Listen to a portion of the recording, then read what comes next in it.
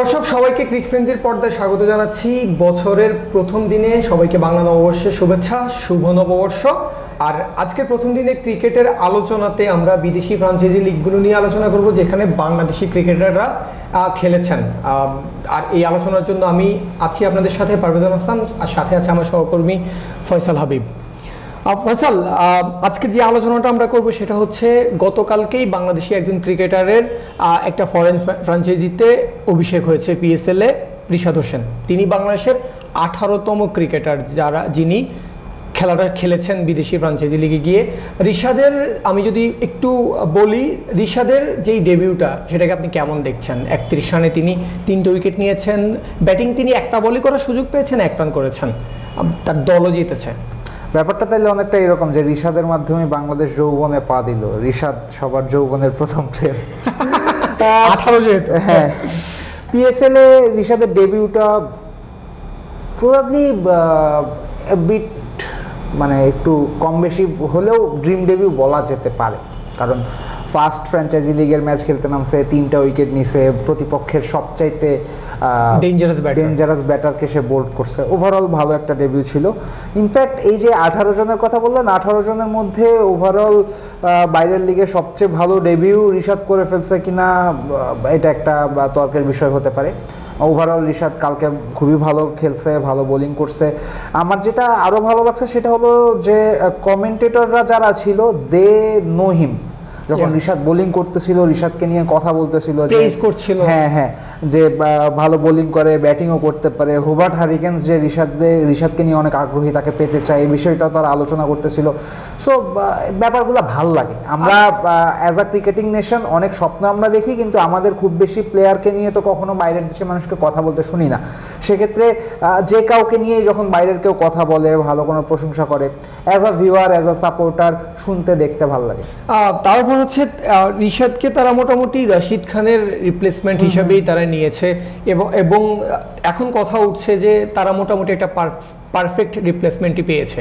তো এইটা মোটামুটি আমাদের জন্য একটু গর্বের বিষয়, যতই আমরা যেভাবেই বলি, কারণ আমাদের দেশ থেকে একজন ক্রিকেটার গেছেন, পারফর্ম করেছেন। আমি কালকে যখন ম্যাচ রিপোর্ট লিখছিলাম, আমি বারবার একটা জিনিস মেনশন করছিলাম যে স্টাম্প ভাঙার শব্দ। এটা আসলেই শান্তির যে হচ্ছে বাংলাদেশে রাইলে রুশো যেভাবে খেলাটা শুরু করেছিলেন, মনে হচ্ছিল যে ঠিক, কারণ রুশোকে আমরা চিনি, যদি দাঁড়িয়ে যান এইসব 220 রান 30 রান মোটামুটি কিছুই না। বিশেষ করে পিএসএল এ রুশো আনডিসপিউটেড কিং। পিএসএল এ দুর্দান্ত ব্যাটিং করে, পায় পাটা উইকেট, একদম মেরে তক্তা বানায় দেয় সবাইকে। আর রশিদ আর রিশাদের ব্যাপারটা যেটা, সেটা হলো যে আবেগ থেকে বলা হয় না রশিদের রিপ্লেসমেন্ট হতে পারে। এটা আসলে অঙ্ক মিলান যদি আপনি এটাই দেখবেন যে আসলেই রশিদের রিপ্লেসমেন্ট রিশাদ হতে পারে। দুজনের প্লেয়িং স্টাইল কিন্তু সেম। দুইজনই ভালো ফিল্ডার, দুইজনই স্পিন বোলিং করেন, দুইজনই ব্যাট হাতে আপনাকে দ্রুত কিছু রান এনে দিতে পারবেন। ইনফ্যাক্ট রিশাদের বোলিং অ্যাকশনও খানিকটা রশিদের সাথে ম্যাচ করে। রশিদের যেমন হাই আর্ম স্পিড, রিশাদেরও তাই। হ্যাঁ, দুজনের বোলিং কোয়ালিটিতে অবশ্যই ডিফারেন্স আছে। রাশিদ খান নিজেকে অলরেডি লিজেন্ডের পর্যায়ে চলে গেছে। অন দ্য আদার হ্যান্ড রিশাদের মাত্র শুরু বলা যেতে পারে। বাট ওই যে যেমনটা বললাম, যেমন একটা নর্মাল কথা যদি বলি, মেরিল, আমরা বাংলাদেশের পেট্রোলিয়াম জেলির মধ্যে সম্ভবত সবার আগে মেরিল আসছে। তো আমরা সবাই পেট্রোলিয়াম জেলিকে মেরিল নামেই চিনছি, কিন্তু মেরিলের মতোই কাজ করে এমন জিনিসও কিন্তু পরে বিক্রি হয়েছে, এমন জিনিসও ভালো মার্কেট পাইছে। ঠিক সেইভাবে রাশিদ খান যখন মার্কেট পেয়ে গেছে, ঠিক তখন রাশিদ খানের মতোই অন্যান্য প্লেয়াররাও মার্কেট পাবে। ওয়ানিন্দু হাসারাঙ্গাও এই কারণে মার্কেট পাইছে। আমার বিশ্বাস রিশাদও এই কারণে মার্কেট পাবে। রশিদ, রিশাদ আর হাসারাঙ্গার একটা জিনিস যেটা মিল, তিনজনই বোলিং অলরাউন্ডার, তিনজনই টি-20-র জন্য পারফেক্ট প্যাকেজ, তিনজনই বোলিং ভালো করেন, ব্যাটিংটা 4 ছক্কা মারতে পারে। সময়ের যখন দরকার হয় তারা এই সময়ে যেটা একজন ক্রিকেটারের কাছে যেটা চাহিদা দলগুলোর, সেই চাহিদাটা এই তিনজনই পূরণ করে। এই সবগুলো বিষয় নিয়ে আসলে আমি রিশাদকে নিয়ে অনেক হাই হোপস, এবং ইনফ্যাক্ট অ্যাটলিস্ট লাহোর কালান্দার্সে যে রাশিদের অভাবটা পূরণ করার ক্যাপাবিলিটি রিশাদের আছে, এটাতে দ্বিমত পোষণ করার কোনো সুযোগ নেই। আচ্ছা, এবার আসি আমরা আমাদের মূল আলোচনায়। রাশিদ 18 নম্বর, আপনি যেটা বললেন একদম যৌবন, আর যৌবনে পা দেওয়া ক্রিকেটার। এবার আমরা একদম প্রথম ক্রিকেটারকে নিয়ে আলোচনা করতে চাই, ব্যাক টু 2008 আইপিএলের প্রথম আসরেই বাংলাদেশের একজন ক্রিকেটার খেলেছেন রয়্যাল চ্যালেঞ্জার্স বেঙ্গালুরুতে। তিনি আব্দুর রাজ্জাক। রাজ্জাকের প্রথম ক্রিকেটার হিসেবে রাজ্জাক ডেবিউ হয়েছে, এটা কিন্তু ইন্টারেস্টিং একটা বিষয়। উনি কিন্তু ব্যাটসম্যান না, টি-20 ক্রিকেটটাকে আমরা একটু ব্যাটিং ওরিয়েন্টেড ক্রিকেট হিসেবে চিনি। উনি কিন্তু একদম পূর্ণাঙ্গ একজন বোলার হিসাবে ডেবিউ করেছেন, কিন্তু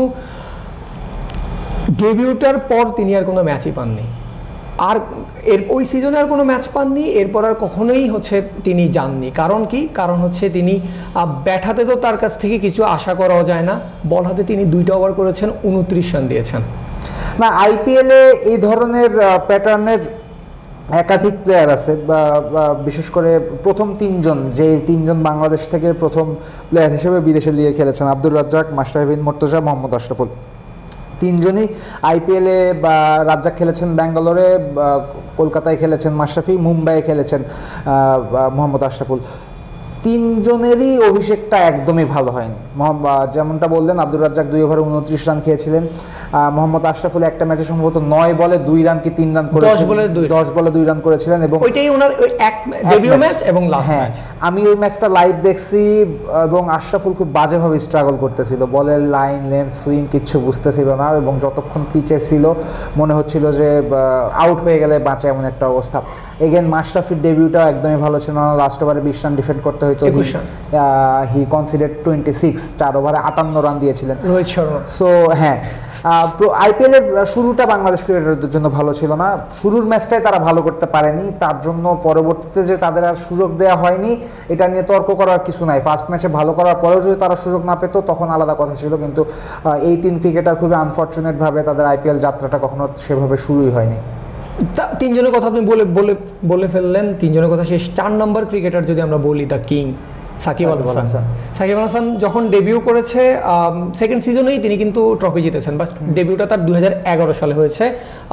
অলরাউন্ডার হিসেবে তিনি গিয়েছেন, প্রথম ম্যাচে তিনি ব্যাটিং করতে পারেননি, বাট বল হাতে 31 রান দিয়ে 2টা উইকেট তিনি নিয়েছেন। এই ডেবিউটাকে কেমন বলবেন? Decent or just starting? Shakib তখন তরুণ। হ্যাঁ, এবং ওই সময় যদি আপনি দেখেন 2011-র দিকে, ওই টাইমটা ইন্ডিয়া একজন অলরাউন্ডারের জন্য খুব হাহাকার করতো। ওই সময় ইন্ডিয়ার দলে কে অলরাউন্ডার ছিল? যুবরাজ সিং অলরাউন্ডার ছিল, জাদেজা তখন মাত্র উঠে আসতেছে, ন্যাশনাল টিমও মনে জাদেজা তো কোনো খেলা নেই, হ্যাঁ মাত্র উঠে আসতেছে, জাদেজা তখন আইপিএল খেলা শুরু করছে। ওভারঅল ইন্ডিয়ায় যে এই যে সাকিবের যে ক্যাটাগরিটা, লেফট আর্ম স্পিন করেন সাথে অলরাউন্ড ব্যাটিং করেন, এই ক্যাটাগরির প্লেয়ার ইন্ডিয়াতে একেবারেই ছিল না বলা যেতে পারে, খালি যুবরাজ ছিল। ইন্ডিয়াতে ওভারঅল অলরাউন্ডারই তেমন প্রডিউস হতো না, হয় ব্যাটার প্রডিউস হতো, না হয় বোলার প্রডিউস হতো। ওই সময়টাই সাকিব আল হাসানের এই রোলের অনেক চাহিদা ছিল। হ্যাঁ, তার উপর হচ্ছে সাকিব কিন্তু তার কয়েকদিন আগে, ধরেন 2010-9 কিন্তু সাকিব আল হাসানের যে ব্যাপারটা, ওই অরাটা কিন্তু তখন থেকেই শুরু হয়েছিল। আমরা যদি স্পেসিফিকলি বলি তাহলে হচ্ছে আপনার ওই যে নিউজিল্যান্ড সিরিজটা, মাশরাফি যে সিরিজে ইনজুরিতে পড়লো, সেই সিরিজটাতেই কিন্তু সাকিব জ্যাকোবরনকে পেছনে ফেলে র্যাঙ্কিংয়ে 1 নাম্বার আসা, তারপর থেকেই হচ্ছে আস্তে আস্তে আস্তে আস্তে 11 ওয়ার্ল্ড কাপে তো তিনি ক্যাপ্টেনই হয়ে গেলেন। তো সাকিব অলরেডি আইসিসি র্যাঙ্কিং এর নাম্বার 1 অলরাউন্ডার হিসেবে আইপিএল এ গেছিল, এবং আইপিএল এ ওই সময় এই ক্যাটাগরির প্লেয়ার খুব একটা পাওয়া যেত না, লোকাল হোক বা ইন্টারন্যাশনাল হোক। ইন্টারন্যাশনালি কিছু অলরাউন্ডার ছিল, কিন্তু স্পিন বোলিং অলরাউন্ডার ওই সময় ইন্টারন্যাশনালিও তেমন কেউ ছিল না, শুধুমাত্র ড্যানিয়েল ভেটরি ছিলেন, কিন্তু ভেটরির চাইতে সাকিব আল হাসানের ব্যাটিং পাওয়ারটা বেশি ছিল। ভেটরি ব্যাটিং অতটা কার্যকরী ছিল না, বিশেষ করে টি-20 ক্ষেত্রে। তো সব মিলায় ওই 2011-12 সালের দিকে সাকিব একটা হট কেক ছিল, যে কোনো টি-20 টুর্নামেন্টে বা যে কোনো টি-20 ম্যাচে সাকিবের মতন একজন যদি আপনার দলে থাকে তাহলে এটা আপনার জন্য বেশ ভাগ্যের একটা ব্যাপার। বাট ধীরে ধীরে সময় এগোতে থাকলো, ইন্ডিয়া কিছু লোকাল অলরাউন্ডার প্রডিউস করলো, কুনাল পান্ডিয়াকে আপনি ধরতে পারেন, আকসার প্যাটেলকে ধরতে পারেন, রবীন্দ্র জাদেজা বড় প্লেয়ার হয়ে গেল ধীরে ধীরে।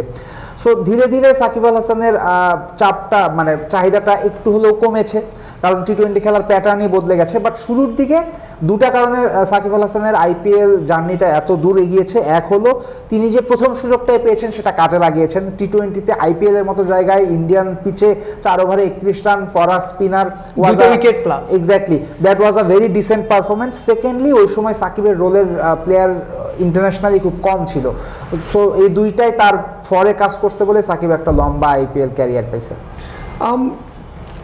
5 নম্বর যে ক্রিকেটার তিনি তামিম ইকবাল। একাধিকবার আমরা যদি অনেকে হয়তো ভাবতে পারেন আইপিএল এর কথা বলছি, কিন্তু আইপিএল তামিম ইকবাল গেলেও কিন্তু তিনি ম্যাচ খেলার সুযোগ পাননি। তিনি তার ফরেন ফ্র্যাঞ্চাইজিতে তার টি20 ডেবিউটা হয়েছে কাউন্টিতে, নটিংহ্যামশায়ারে তিনি খেলেছেন। হ্যাঁ, তিনি খেলেছেন, কিন্তু তার যে ডেবিউ ম্যাচে তিনি 12 বলে 8 রান করেছেন। আমরা তামিমকে দেখেছি লঙ্কা প্রিমিয়ার লিগ, আগে যখন শ্রীলঙ্কা প্রিমিয়ার লিগ ছিল, SLPL ছিল, সেখানে তিনি খেলেছেন। আমি যদি ভুল না করি, আমি বেশ কয়েকটা ম্যাচ দেখেছি, তিনি অনেক ভালো স্ট্রাইক রেটে ব্যাটিং করেছেন, 90-95 রানও তিনি করেছেন, PSL-এ ভালো করেছেন। কিন্তু ডেবিউ ম্যাচে, ফরেন ফ্র্যাঞ্চাইজিতে ডেবিউ ম্যাচে তার 12 বলে 8 রানের পারফরমেন্সকে কেমন?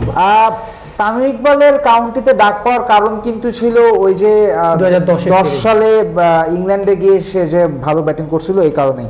ওই বছর উইজডেন ম্যাগাজিনের প্লেয়ার অফ দ্য ইয়ার সম্ভবত তামিম ইকবালই ছিল।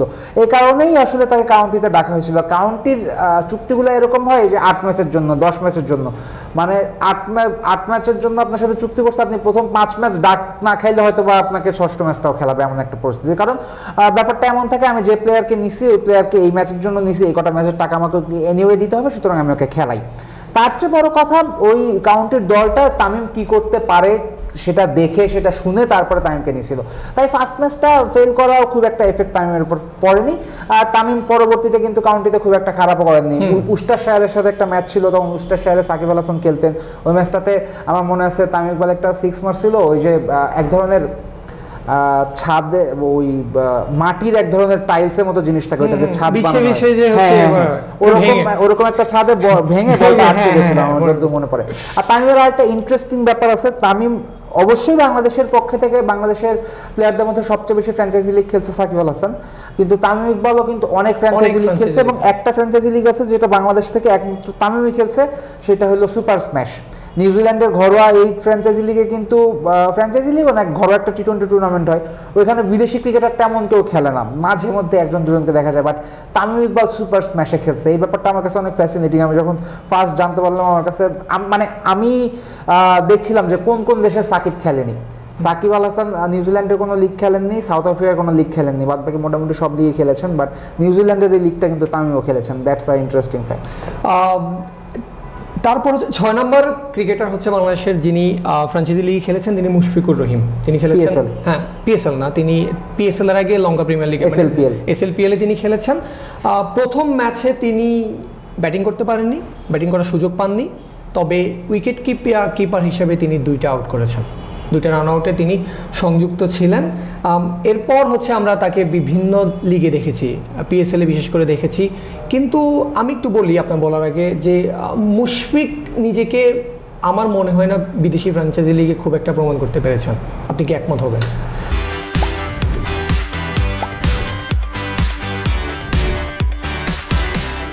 মুশফিক টি20তে এক জায়গাতেই সফল, সেটা হলো BPL। ইন্টারন্যাশনাল টি20তেও সে সফল না, বাইরের লিগে যেটুকু মানে সে সুযোগ পাইছে ততটুকুতেও সে একদমই সফল না, বাট BPL-এ সে ইন্টারেস্টিংলি খুবই সফল। এর পিছনে আমার একটা থিওরি আছে, আমি জানি না কতটুকু সত্য, কতটুকু সঠিক। সেটা হলো BPL-এ মুশফিক যতবারই খেলছে, ম্যাক্সিমাম টাইমে কিন্তু হি ওয়াজ দ্য ক্যাপ্টেন, বা he was the part of that leadership group, কি প্লেয়ার অথবা ওই যে আগে আইকন প্লেয়ার একটা ব্যাপার ছিল। BPL-এ আমি মুশফিকের খেলার মধ্যে একটা জিনিস যেটা খেয়াল করছি, BPL ওর মধ্যে একটা ক্ল্যারিটি থাকে, ও কখন নামবে প্রতি ম্যাচে এটা ফিক্স থাকে, ওর রোল কি এটা ফিক্স থাকে, ও মারবে নাকি ধরবে এটা ফিক্স থাকে। অন্যান্য যে কোনো জায়গায় এই ক্ল্যারিটিটা আমি মুশফিকের মধ্যে দেখিনি। বিশেষ করে বাংলাদেশের হয়ে ইন্টারন্যাশনালি মুশফিক বেশ কিছু, প্রায় 100টার উপরই সম্ভবত টি20 তিনি খেলেছেন, কিন্তু তার জন্য কখনোই কোনো ফিক্সড ব্যাটিং পজিশন ছিল না। আমি এমন দেখেছি কোনো ম্যাচে তিনি এসেই ধূপধাপ মারতে যাচ্ছেন, আউট হয়ে যাচ্ছেন, কোনো ম্যাচে এসে তিনি কিছুটা সময় নিচ্ছেন, তারপরে এক্সেলারেট করতে যাচ্ছেন, আউট হয়ে যাচ্ছেন।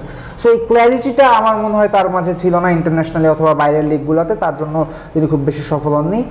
বাট BPL-এ Mushfiq is a legend, BPL ছাড়া অন্য কোথাও তাকে দিয়ে টি20 হয়। যেটা বলছি, আর আপনার কথার সাথে আমি একমত হব, কারণ আপনি জানেন এখন তিনি যেখানে খেলছেন লাস্ট 2 বছর ধরে, আর 2টা শিরোপাও জিতেছেন, সেখানে কিন্তু তামিম ইকবাল ক্যাপ্টেন থাকতো। তামিম ইকবাল কিন্তু নিজেই বলেছেন যে হচ্ছে মাঠের ভিতরে সবকিছু কিন্তু মুশফিকই দেখে। আমি ক্যাপ্টেন্সি করি ঠিক আছে, কিন্তু আমি অনেক কিছু দেখতে হয়, মাঠের ভিতরে সবকিছু, সব সিদ্ধান্ত মুশফিক নিজেই নেয়। তো এগ্রি করাই যায় আপনার এই কথায়। তারপরে ক্রিকেটার হচ্ছেন মাহমুদুল্লাহ রিয়াদ, অফকোর্স মাহমুদুল্লাহ রিয়াদ। তিনি তার ইন্টারন্যাশনাল বিদেশি ফ্রাঞ্চাইজিতে তার ডেবিউটাও SLPL এ হয়েছে। তিনি প্রথম যে ম্যাচটা খেলেছেন, ডেবিউ ম্যাচটাতে তিনি 7 বলে 13 রান করেছেন, ঠিক আছে। আর বল হাতেও তিনি মোটামুটি চমৎকার বোলিং করেছেন, 2 ওভারে 9 রান দিয়ে 1 উইকেট। মাহমুদুল্লাহ রিয়াদের টি-20 ক্যারিয়ারটা খানিকটা আন্ডাররেটেড, কারণ সাকিব আল হাসানের যে কথাটা আমি একটু আগে যে আলোচনাটা করলাম, যে সাকিবের রোলের মতো প্লেয়ার ওই সময় পাওয়া যেত না। মুশফিকে মাহমুদুল্লাহ কিন্তু কম বেশি ওরকম একই রোলেই খেলতো, সেও কিন্তু একজন হ্যান্ডি অলরাউন্ডার ছিল। বাট ওভারঅল সাকিব আল হাসান যে ধরনের মার্কেটটা পাইছে, সে নিজেকে যে জায়গায় নিয়ে গেছে, মাহমুদুল্লাহকে নিয়ে অত কথা হয়নি, মাহমুদুল্লাহ নিজেকে অমন জায়গায় নিয়েও যাইতে পারেনি। বাট যতটুকুই মাহমুদুল্লাহ খেলছে আমার মনে হয় বাইরের লিগে সে খুব একটা খারাপ করেনি। বিশেষ করে সিপিএলে মাহমুদুল্লাহর ভালো ভালো কিছু ইনিংস আছে, সিপিএলে তাকে 2-3টা আলাদা আলাদা মৌসুমে ডাকা হয়েছে।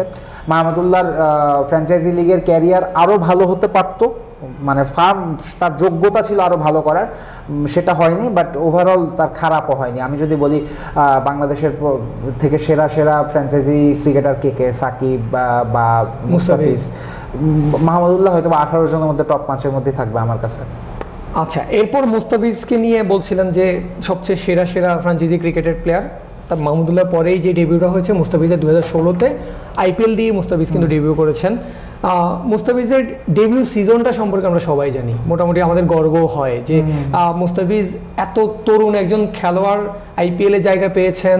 তার উপর হচ্ছে তিনি কিন্তু ওই বছরে সানরাইজার্স হায়দ্রাবাদের কি প্লেয়ার ছিলেন, তারা যে ট্রফি প্রথমবার আর এখন পর্যন্ত একমাত্র ট্রফি তাদের, সেটাতে আর মুস্তাফিজকে নিয়ে কিন্তু একটা হই হুল্লোড়ই চলেছিল কিন্তু ওই IPL-এ। আপনার কি বলে, তাদের যে ক্যাপ্টেন ছিলেন তখন ডেভিড ওয়ার্নার নিজে বাংলাও শিখছিলেন মুস্তাফিজের সাথে কথা বলার জন্য। তো আমরা দেখি মুস্তাফিজের ডেবিউটা কেমন ছিল, 4 ওভারে 26 রান তিনি দিয়েছিলেন 2 উইকেটে।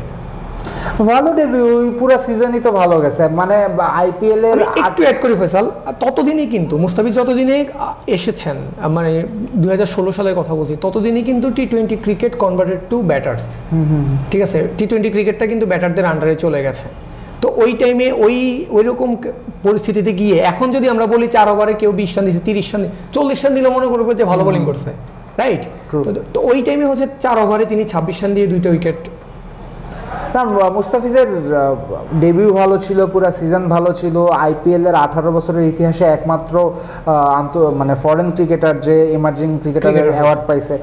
ওভারঅল মুস্তাফিজের IPL ডেবিউটা ছিল ড্রিম ডেবিউ। মানে ওই পুরো সিজনটা বাংলাদেশের কোনো ক্রিকেটার কখনো এত ভালো কোনো সিজন পায়নি। সব ম্যাচ খেলা, সব ম্যাচ ভালো করা, নিয়মিত পেনাল্টিমেট ওভারে বল করা বা প্রেশার ওভারে বল করা মুস্তাফিজের জন্য ড্রিম ছিল। বাট মুস্তাফিজের এর চেয়েও ভালো আরেকটা ডেবিউ ছিল কিন্তু কাউন্টিতে যেবার গেল। কাউন্টিতে একটাই ম্যাচ খেলছিল, ফার্স্ট ম্যাচে মনে হয় 5টা কি 6টা উইকেট পাইছিল। সো মুস্তাফিজের মুস্তাফিজ আমি বলবো ফুল পোটেনশিয়াল অনুযায়ী খেলতে পারেনি, কারণ মুস্তাফিজ যে যা করছে IPL এর চাইতে অনেক কম কিছু করেও মানুষজন 8 কোটি 10 কোটি 15 কোটি টাকা পাইছে। মুস্তাফিজের I don't want to be harsh, but আমার মনে হয় সামহাও মুস্তাফিজের মধ্যে একটু উদাসীনতা ছিল, তার মধ্যে স্মার্টনেসের অভাব ছিল আমি বলবো। সব মিলায় তার ফ্র্যাঞ্চাইজি লিগের ক্যারিয়ারটা ওখানে যায়নি যেখানে যাওয়া উচিত ছিল। আপনি যে তার হচ্ছে দামের কথা বললেন নিলামে, সেটা কি কোনো দিক থেকে কি বাংলাদেশি ক্রিকেটার বলে? বাংলাদেশি ক্রিকেটার বলে ঢালাওভাবে বাংলাদেশি ক্রিকেটার বলেই এরকম বলা যাবে না, কারণ দেখেন দামের ব্যাপারটা খানিকটা লাকও আছে এবং এটা খানিকটা আপনার নিজের উপরও ডিপেন্ড করে। যেমন আপনি ফাজাল হক ফারুকীকে দেখেন, সে কিন্তু নিয়মিত গত 4-5 বছর ধরে IPL খেলতেছে, ওর দামও কিন্তু খুব বেশি বাড়ে না, 2 কোটি থেকে হয়তো 2.5 কোটি 3 কোটি 4 কোটি পর্যন্ত যায়। 3.5 কোটি গেছিল। হ্যাঁ, এটা আপনি বলতে পারেন আফগানিস্তান প্লেয়ার বলে 3 কোটি থেকে 3.5 কোটি থেকে আটকে যায়। হ্যাঁ, কিন্তু আমাদের দেশের গুলার তো 3 কোটি 3.5 কোটি পর্যন্তও যায় না। 1.5 কোটিরটা 2 কোটি, 2 কোটিরটা 2.5 কোটি ম্যাক্সিমাম। কেন? কারণ ওই যে এই ফারুকি লিঙ্ক লবিং বেশি, ফারুকির দলের মানুষজন আরো অন্যান্য দলে খেলে, রাশিদ খান ফারুকির হয়ে কথা বলবে, মোহাম্মদ নবী ফারুকির হয়ে কথা বলবে, তাদের এজেন্ট আছে আলাদা, বা ও নিজে গিয়ে প্লেয়ারদের সাথে মিশবে, অন্যান্য দলের প্লেয়ারদের সাথে মিশবে, হাই হ্যালো করবে, কথাবার্তা বলবে। বাংলাদেশ দলের প্লেয়াররা অসামাজিক প্রাণীর মতো একা একা থাকে। এরা আমি জানি না হীনমন্যতা নাকি কোনো অহংবোধ নাকি অ্যারোগেন্স, আমার কেন জানি এদের দেখেই মনে হয় না যে এরা বাইরের দেশে কারোর সাথে গিয়ে একটু মেশে বা একটু কথা বলে। হ্যাঁ কথা বলে, ম্যাচ শেষে ভাই এই বলটা কিভাবে করবো, এই বলটা করবো, এরকম ভিডিও আসে এরকম ভিডিও এরকম করেও, but that's not the thing. এই যেমন ওইটা তো কমিউনিকেশন না, এক্স্যাক্টলি এটা কমিউনিকেশন না। যেমন সাইফুদ্দিন যেদিন 5টা 6 খাইছে ডেভিড মিলারের কাছে, ডেভিড মিলার নাকি ওই দিন ম্যাচ শেষে বলছে যে তুমি আমার সাথে দেখা করো, we will have drink together. Saifuddin দেখা করেনি, সাইফুদ্দিন বলছে ভাই আমি তো ড্রিঙ্ক করি না, বলো আচ্ছা এমনি দেখা করো তোমার একটা ব্যাট দিব। সাইফুদ্দিন পর দেখা করেনি। তুমি ড্রিঙ্ক করো না, আই আন্ডারস্ট্যান্ড, কিন্তু মিলারের সাথে যদি 1 ঘন্টা বয়া থাকো তুমি, তোমার ব্যাটিং এ কত কিছু তুমি শিখতে পারবা। মিলার কিন্তু সেটা কত বছর পরে বিপিএল আসার পর সেটা বলছে, এক্স্যাক্টলি মানুষ জানতোই না। এক্স্যাক্টলি তোমার তো মানে ড্রিঙ্ক করার দরকার নেই, ও ড্রিঙ্ক করতেছে, তুমি ওর সাথে বসে থাকো, সুখ দুঃখের গল্প করো, প্রেম ভালোবাসার গল্প করো, এভাবে কানেকশন বিল্ড হয়, এভাবে এনলার্জ হয়, জ্ঞান এনলার্জ হয়। আমার মনে হয় বাংলাদেশি প্লেয়াররা এই জায়গাটাতে একটু পিছিয়ে আছে, এটা একটা বড় কারণ তারা ইন্টারন্যাশনালি খুব বেশি রিকগনাইজড না। ইন্টারন্যাশনালি রিকগনাইজের কথা যদি বলি, আরেকজন ক্রিকেটার আসে কিন্তু আমাদের, যে ঘরোয়া ক্রিকেটার, ইন্টারন্যাশনাল ক্রিকেটার কথা যদি বলি, ঘরোয়া ক্রিকেটে মারদাঙ্গা পারফরমেন্স আমরা দেখতে পাই এনামুল হক বিজয়ের ব্যাট থেকে, কিন্তু ইন্টারন্যাশনাল ক্রিকেটে আসলে কেন জানি একটু ফিকে হয়ে যায়। বিজয় সাব্বির এরা মানে একটা করে ম্যাচ খেলছে পিএসএল। আমি এর পরবর্তী ক্রিকেটার হচ্ছে এনামুল হক বিজয়, তিনি পিএসএল এ তার ডেবিউটা হয়েছিল 9 বলে 2 রান করেছেন তিনি, ওই একটা ম্যাচেই। ডেবিউ হওয়ার পেছনে কারণ ছিল, কারণটা হইলো প্লে অফের ম্যাচগুলো, পুরো টুর্নামেন্ট হয়েছিল দুবাইতে, প্লে অফের ম্যাচগুলো পাকিস্তানে নিয়েছিল, ম্যাক্সিমাম মানুষজন বলছিল যে আমরা খেলবো না, তখন এদিক সেদিক থেকে তারা কোটা পূরণ করার জন্য কিছু প্লেয়ার নিয়েছিল। ওইবার তখন সাব্বিরেরও মনে হয় ডাক পড়ছিল, বিজয়েরও ডাক পড়ছিল, আমি যদি ভুল না হয় দুইজনই ফেল করছিল।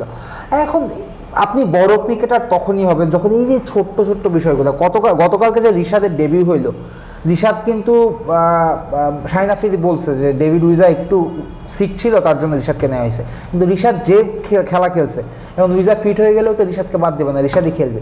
ওই যে বিজয়কে ডাকছে যে আরেকজনের প্রক্সি দিতে, কিন্তু ওই দিন যদি বিজয় সেঞ্চুরি মেরা দিত, ওই দিন যদি সে 35 বলে 67 রান করতো, তাহলে তো ওই দলটা পরের বার স্কোয়াড বানানোর সময় আবার বিজয়ের কথা মাথায়। আপনি দেখেন লাইমলাইটটাই কিন্তু এমন জিনিস, আপনি যদি আমাদের ন্যাশনাল টিমের দিকেই তাকান, বেশি দূর যেতে হবে না, জাকের আলী অনেক, তার তো খেলারই কথা ছিল না, ঠিক না? আলিসাল ইসলাম ইনজুরিতে পড়ার কারণে জাকের আলী অনেককে নেওয়া হয়েছে, এখন তিনি কিন্তু বাংলাদেশের ওয়ান অফ দ্য কি প্লেয়ার, যাকে ছাড়া আপনি স্কোয়াড চিন্তা করতে পারবেন। এবার সেটা সাদা বল হোক লাল বল হোক, যেভাবেই হোক তিনি কিন্তু নিজেকে ওইভাবে শিফট করে ফেলেন জার্সি বুঝে বুঝে। তো এই যে আপনি যেটা বললেন যে হচ্ছে রিশাদকে প্রথম ম্যাচে নেয়নি, রিশাদ যদি লাহোর কালান্ডার্সের মানে প্রথম প্রায়োরিটি যদি থাকতো তাহলে প্রথম ম্যাচেই নিত, তাদের প্রথম প্রায়োরিটি নেই দেখেই তারা সেকেন্ড ম্যাচে নিয়েছে, কিন্তু এখন থার্ড ম্যাচে তারা দল সাজাতে একবার হলো চিন্তা করবে, রাইট? তো এইটা হচ্ছে 2017-তে তিনি খেলেছেন, 9 বলে 3 রান করেছেন, স্বাভাবিকভাবেই তিনি আর ম্যাচ পাননি। সেম যাচ্ছে সাব্বির রহমানের, তিনি খেলেছেন 2018-তে 11 বলে 11 রান করেছেন, ওইটাই তার লাস্ট ম্যাচ ছিল। ওই সেম একই ধরনের একই ক্যাটাগরির প্লেয়ার দুইজন। এবার আসি লিটন কুমার দাসের ক্ষেত্রে, ঠিক আছে, তিনি দুদিন আগেই হচ্ছে ভাগ্য খারাপই আমি বলবো, যে নয়তো একজন প্লেয়ার কেন অনুশীলনে ইনজুর হবেন। আজকে আমি দেখেছি, আজকেও না জানি গতকাল রাতে আমি দেখেছি লিটন দাস তার সোশ্যাল মিডিয়াতে ছবি আপলোড করেছেন, মানে রিকভারির ছবি আপলোড করেছেন, সেখানে তার গায়ে কিংসের জার্সি। তো খুবই খুবই খারাপ লাগে একজন বাংলাদেশি অডিয়েন্স হিসেবে। তো লিটন কুমার দাসের ডেবিউটা হয়েছে 2019-এ জ্যামাইকাতে সিপিএলে, সেই ম্যাচে তিনি 21 বলে 21 রান করেছেন। না, লিটন আমি বলবো বাইরের লিগে পর্যাপ্ত সুযোগটা সে পায়নি, বাইরের লিগ খেলার, মানে যেমন এলপিএল লঙ্কা প্রিমিয়ার লিগ, আমি দৃঢ়ভাবে বিশ্বাস করি লঙ্কা প্রিমিয়ার লিগের একটা সিজন পুরোটাই যদি লিটন খেলে তাহলে সে একটা সেঞ্চুরি তো মারবেই। এমন আরও লিগ আছে যেগুলোতে সে খেললে ভালো খেলবে। সিপিএলেও লিটনের চেয়ে খারাপ ক্যালিবারের অনেকে খেলে, বা আইপিএলেও যে একটাই ম্যাচ সুযোগ পাইছে, ওই সিজনে যদি তাকে শুরুর থেকে পাঠানো হতো, যেবার তাকে কলকাতা নিল, হতে পারে ফার্স্ট ম্যাচটা গুরবাজকে না খেলায় লিটনকে খেলাইতো, হতে পারে ফার্স্ট ম্যাচে লিটন একটা ভালো ইনিংস খেলতো, তাহলে তো IPL by you need one moment. আইপিএলে যদি একটা ওই ফার্স্ট ম্যাচ যদি কিছু একটা করে ফেলতে পারতো, শুধু কলকাতা না অন্যান্য দলগুলোও দেখতো যে এই প্লেয়ার তো ভালো খেলে। আইপিএলে কেন ডাকা হয়েছিল লিটনকে? কারণ ইন্ডিয়ার এগেনস্টে সেই ইনিংসটা সে খেলছিল। এভরিওয়ান এগ্রিজ যে লিটন দুর্দান্ত প্লেয়ার, কিন্তু এটা তিনি খুব বেশি দেখাতে পারেন না। বাংলাদেশের হয়ে দেখাতে পারেন না, কারণ সেক্ষেত্রে তার যুক্তি হলো মিরপুরে খেলা হয় তাই। বাইরের বিষয়ে দেখাতে পারেন না বা ফ্র্যাঞ্চাইজি লিগে এখনো দেখাতে পারেননি, আমি বলবো তিনি পর্যাপ্ত সুযোগটা পাননি। বাট ইন মাই অপিনিয়ন লিটনের সময় শেষ হয়ে যায়নি, এখন ধীরে ধীরে ফ্র্যাঞ্চাইজি লিগ বাড়তেছে, আমার মনে হয় হি উইল গেট অ্যানাদার। আমার পার্সোনালি কিন্তু অনেক হোপ ছিল এবারের পিএসএলটা নিয়ে, লিটনকে নিয়ে। আমি না, এবারের পিএসএল নিয়ে হোপ ছিল বলতে কি, আমি শিওর ছিলাম মোটামুটি যে ম্যাচ সে পাবে না, কারণ যদি আপনি দেখেন করাচি কিংসের স্কোয়াডের দিকে, তাহলে মোটামুটি ওদের সেট ফিক্স বা কিন্তু উইলিয়ামসন হয়তো বা প্রথম কিছু ম্যাচ খেলতো না, তখন হয়তো বা লিটনকে খেলানো হতো, বা তিনি যদি ম্যাচ নাও পেতেন পুরো সিজনটা একটা দলের সাথে থাকা, এবং লিটনের মধ্যে লাস্ট কিছুদিন ধরে যেই হাঙ্গারটা খেয়াল করছি, উনি যদি থাকতেন ওখানে শান মাসুদ বলুন বা ওয়ার্নার উইলিয়ামসন তাদের সাথে, তাহলে হি উড বি বেনিফিটেড, উনি আরও অনেক কিছু শিখতেন, জানতেন, বুঝতেন। ওইটা লস হয়ে গেল, ওইটা মিস হয়ে গেল। বাট এগেইন আমি বলছি লিটনের সময় শেষ হয়ে যায়নি, ও ভালো করবে আমার বিশ্বাস ফ্র্যাঞ্চাইজি লিগে। লিটনের ডেবিউটা 19-এ গেছে, তারপর 20-এ তো করোনা মহামারীতে মোটামুটি 1 বছর কোথাও খেলা হয়নি। 21-এ যখন খেলাটা শুরু হলো তখন একটা ইন্টারেস্টিং নাম, লঙ্কা প্রিমিয়ার লিগে ডেবিউ করেছে ক্যান্ডি ওয়ারিয়ার্সের হয়ে আলামিন হোসেন। মানুষ একটা টাইমে খুবই প্রতিভাবান ধরা হতো, একটা টাইমে খুব মনে করা হতো যে ভবিষ্যতে বাংলাদেশের একজন কি প্লেয়ার হবে, কিন্তু আনফর্চুনেটলি সেটা হয়নি। আলামিনের ডেবিউটা হয়েছিল 2 উইকেট 4 ওভারে, তিনি 36 রান দিয়েছেন। আলাদা করে এখন দেশের ক্রিকেটে যারা হারায় গেছে তাদের নিয়ে আলাদা করে তেমন আলাদা, এই জন্য আমি বলছি যে ইন্টারেস্টিং নাম, কারণ 21-এ এসে কেউ আলামিনকে না, লঙ্কা প্রিমিয়ার লিগে মোহাম্মদ মিথুনও খেলছে মনে হয় কিছুদিন আগে, হ্যাঁ লাস্ট 2024-এ আফিফও খেলছে। আফিফের ব্যাপারটাও বেশ একটু না, পরবর্তী নামটাই আফিফের। আমি একটু যদি আলামিনের নামটা স্কিপ করে যাই, জাফনা কিংসের হয়ে তিনি 2022-এ খেলেছেন, তখন কিন্তু 22 নাগাদ কিন্তু আফিফ বাংলাদেশ ক্রিকেটের হটকেক। ঠিক আছে, এখন যদিও নামটা একটু ফিকে হয়ে যায়, ন্যাশনাল টিমের বাইরে আছেন মোটামুটি, তো ওই টাইমে কিন্তু আফিফ বড় নাম বাংলাদেশ ক্রিকেটের উদীয়মানদের মধ্যে। আর তার যেই জাফনা কিংসের হয়ে তিনিও খেলেছেন প্রথম ম্যাচ, তার যেই তিনি যেটা করেছেন 35 বলে 54 রান, খুবই ভালো একটা ডেবিউ বলা যায়। কিন্তু আফিফকে কি ওই রকম জায়গা আপনি এখনো দেখেন? না, আফিফকে নিয়ে তো বাংলাদেশের মানুষের দীর্ঘ সময় আশা ছিল, এখনো অনেকেই আশা করে আফিফ হোসেনকে নিয়ে, কিন্তু I don't know what happened, কিন্তু তাকে দেখে মনে হয় না যে সামথিং গুড ইজ কামিং, এই ভাইবটা আসে না। আফিফ হতাশই করছে বেশিরভাগ সময়। আর তালহা জুবায়ের আফিফের খুবই প্রশংসা করে, আফিফ আসলে ভালো প্লেয়ার, আর ক্রিকেট ব্রেনও আমার মনে হয় না খুব একটা খারাপ। আমি একটু বলি, আপনি ক্রিকেট ব্রেনের কথা বলেছিলেন, যে আমি একটা টিমের সাথে খুব এবার ডিপিএলে হচ্ছে খুব কাছে থেকে বেশ কয়েকজন প্লেয়ারকে দেখেছি, তাদের মধ্যে একজন আফিফ হাসান। আসলেই তার ক্রিকেট ব্রেন খুবই ভালো, কিন্তু হতাশ কেন করে সেটা আল্লাহ পাক জানে। ঠিক আছে, হতাশ কেন করে এর বাইরে আপনি কিছু বলতে পারবেন না। শেখ মেহেদী হাসান একটা ইন্টারভিউ দিয়েছিলেন 2023 ওয়ার্ল্ড কাপের টাইমে, যে মানুষ দোয়া করতে হবে, ওইটাই আসলে এরা যে কেন হতাশ করে, মানে স্বয়ং আল্লাহ পাক বলতে পারে। ঠিক আছে, তারপর যে নামটা, সেই নামটা হচ্ছে তাওহিদ হৃদয়, বর্তমান বাংলাদেশের সবচেয়ে বড় কন্ট্রোভার্সিতে, ক্রিকেট কন্ট্রোভার্সিতে যুক্ত নামটা। হৃদয়ও সেম জাফনা কিংসের হয়ে খেলেছেন, তিনি করেছেন 39 বলে 54 রান। হৃদয়ের সিজনটা ভালো ছিল, এবং ওই সিজনের পরে হৃদয় নিয়মিত লঙ্কা প্রিমিয়ার লিগে খেলবে এটাই প্রত্যাশা ছিল, বাট এগেইন হৃদয়টাও হয়নি। I would say a bit unfortunate for him, কারণ ভালো একটা সিজন পার করার পরেও তিনি সুযোগ পাননি। বাট এগেইন হৃদয়ের বয়স খুব বেশি হয়নি, ফ্র্যাঞ্চাইজি লিগ এখন দিন দিন বাড়তেছে, বিসিবিও উদার হচ্ছে, সিপিএল বলুন বা লঙ্কা প্রিমিয়ার লিগ বলুন বা পিএসএল বলুন, এগুলোতে হৃদয়ের ভবিষ্যতে ভালো সুযোগ থাকবে বলে আমার মনে হয়।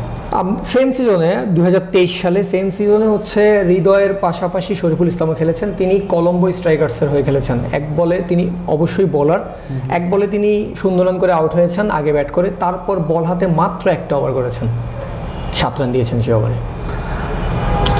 শরীফুলের আসলে আরও বেশি ফ্র্যাঞ্চাইজি লিগে চান্স পাওয়া উচিত বা সুযোগ পাওয়া উচিত আমার মনে হয়, কারণ লেফট আর্ম পেসারদের সবসময় একটা আলাদা চাহিদা থাকে, এবং নতুন সাদা বলে উইকেট নিতে পারে এরকম লেফট আর্ম পেসার খুবই কম।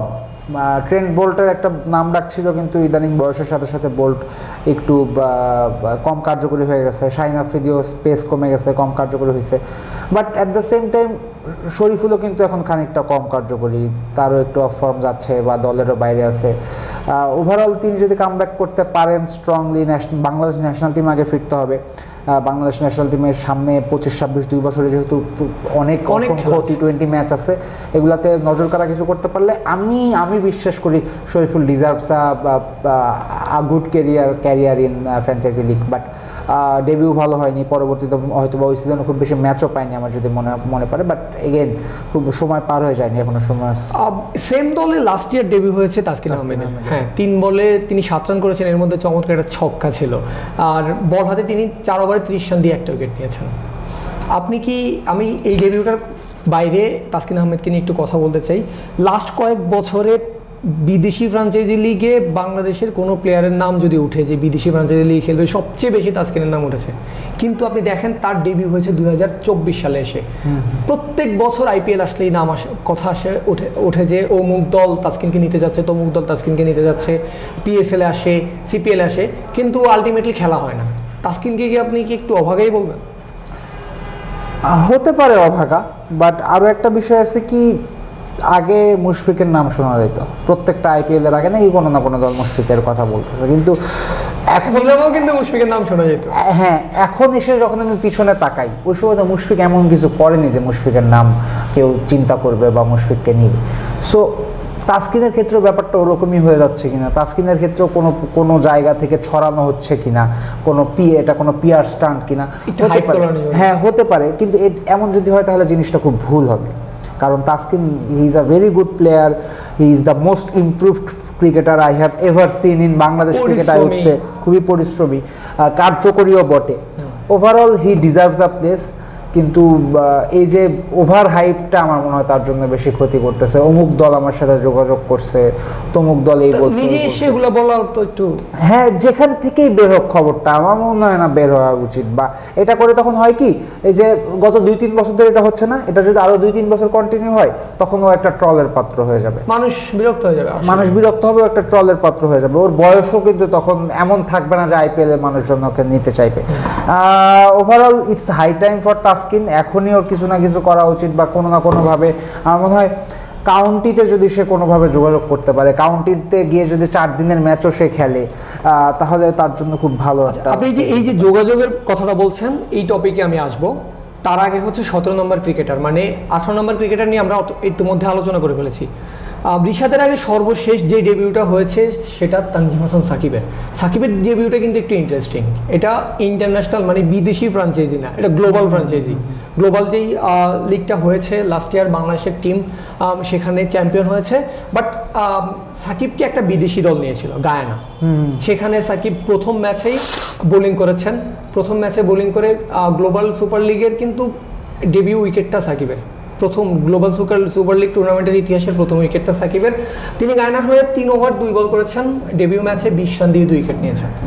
ভালো, সাকিবের ডেবিউ ভালো, এবং ওর সামনের পথ উজ্জ্বল বলে আমার মনে হয়। হি is a very good pacer, he is doing well for Bangladesh. তার মধ্যে হাঙ্গারটা আছে, কিন্তু হাঙ্গার আছে, ওই তো সীমাবদ্ধতাটা জানে, ওর শক্তি কোথায় সেটা সে জানে, সীমাবদ্ধতা কোথায় সেটা সে জানে, জেদ আছে ভালো। He will do good in future আমার মনে হয়। আর ফ্র্যাঞ্চাইজি লিগও বা পিএসএল বলেন বা অন্যান্য লিগে, আইপিএলে যাওয়া কঠিন হবে, বাট অন্যান্য লিগে হি উইল কন্টিনিউ প্লেইং আমার মনে হয়।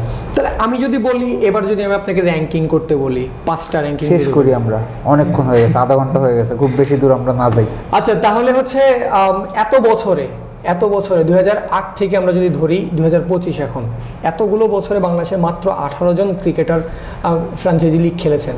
আপনার কাছে আমি দুইটা জিনিস জানতে চাইবো, যে বাংলাদেশের ক্রিকেটাররা ক্যাপেবল না, নাকি বাংলাদেশের ক্রিকেটারদের কানেকশন নেই? কানেকশন নেই, ক্যাপেবল না এটা আমার মনে হয় না। ক্যাপেবল সবাই তো আর শুরু থেকে ক্যাপেবল হয় না, ধীরে ধীরে পরিশ্রমের মাধ্যমে অথবা শিখে ঠেকে আপনার শিখতে হয়, ক্যাপেবল হতে হয়। তবে কানেকশনটা বেশি জরুরি আমার মনে হয়, কারণ ওই যেটা বলছিলাম, আফগানিস্তানের এখন বেশ কয়েকজন প্লেয়ার খেলে। যেমন গতবার সাদিকুল্লাহ আতেলের রংপুর রাইডার্সে আসার কথা ছিল, সে সেখানে না গিয়ে সাউথ আফ্রিকার প্রিমিয়ার লিগে খেলতে গেছে, কারণ ওই দলের ক্যাপ্টেন ছিল রাশিদ খান।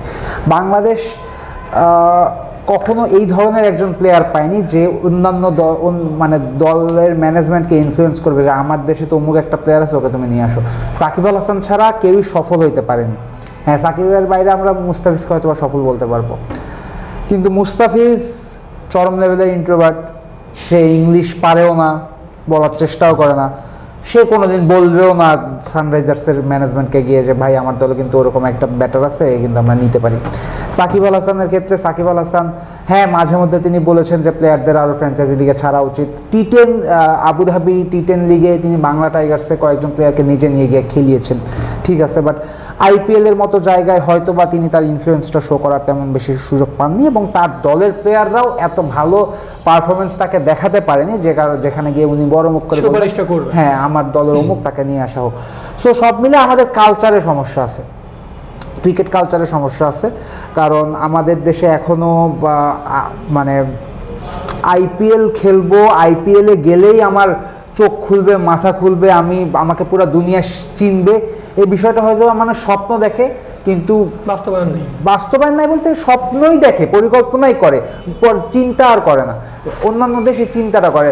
এখন শ্রীলঙ্কাও 5-7জন করে প্লেয়ার আইপিএলে খেলতেছে, আফগানিস্তানেরও 7-8জন করে খেলতেছে, একমাত্র বাংলাদেশি পিছিয়ে আছে। কারণ এক নাম্বার হইলে আমরা যখনই কেউ সুযোগ পাই মাঝে মধ্যে তখন নাটক করি, 2 নম্বর ব্যাপার হইল সুযোগ পাওয়ার জন্য কি কি করতে হবে সেই জিনিসটাও, সেই রাস্তাটাও আমরা জানি না, প্রতিভার অভাব আছে বলে আমার মনে হয় না। আর এই জন্যই কিন্তু বড় দেশগুলো, ক্রিকেটের বড় দেশগুলো, যেই কয়েকটা দেশ আছে সেই দেশগুলোর মধ্যে একমাত্র বাংলাদেশের কোনো ক্রিকেটার এবারের আইপিএলে নাই, আর সব দেশের ক্রিকেটার আছে।